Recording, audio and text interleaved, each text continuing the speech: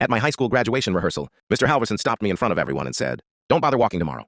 Kids like you don't graduate, they disappear." People laughed. Not loud, but enough. I remember gripping my cap so hard it bent. I wanted to say something, anything, but I swallowed it. I walked off that stage like I didn't hear him. The next day, I still walked. Barely graduated. No scholarships, no plan. Just a quiet promise to myself. Never be that powerless again. The first few years were brutal. I worked nights unloading trucks, days taking community college classes, slept in my car more than once. Nobody clapped. Nobody cared. But I kept going. Then one break changed everything. A small coding class I almost skipped. I was terrible at first, like embarrassingly bad. But I stuck with it. One skill turned into freelance gigs. Freelance turned into contracts. Contracts turned into a startup. 5 years later, I sold that startup. Not for billions. Not movie-level stuff. But enough to change everything. I bought a house. Paid off debts. Took care of my mom. And then I did something I didn't expect.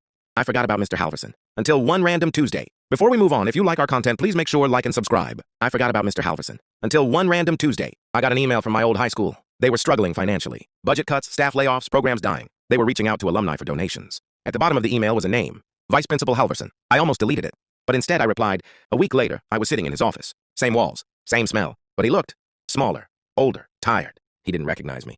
He gave me the whole speech about helping the next generation, about giving back, about how much potential students had if someone just believed in them. I let him talk.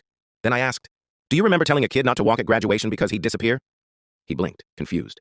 "Alex," I said. It hit him like a truck. His face changed, fast. "Alex, I didn't mean those were different times. I held up a hand, calm, quiet. "I'm not here for an apology." He nodded quickly, relieved. "I'm here because I'm funding a program," I continued. "For students you think are lost causes, the ones you write off." His smile came back. "That's incredible." "One condition," I said. He stopped. "You don't get to run it." Silence. "I've seen what you do with power," I said. "You don't build people. You bury them." He tried to speak, but nothing came out. I stood up, adjusted my jacket, and slid the signed donation agreement across the desk. "My money will help students like me," I said. "Just nowhere near you." I walked out. And for the first time, I didn't feel angry. Just finished. If you like our content, please like, share, and subscribe for more.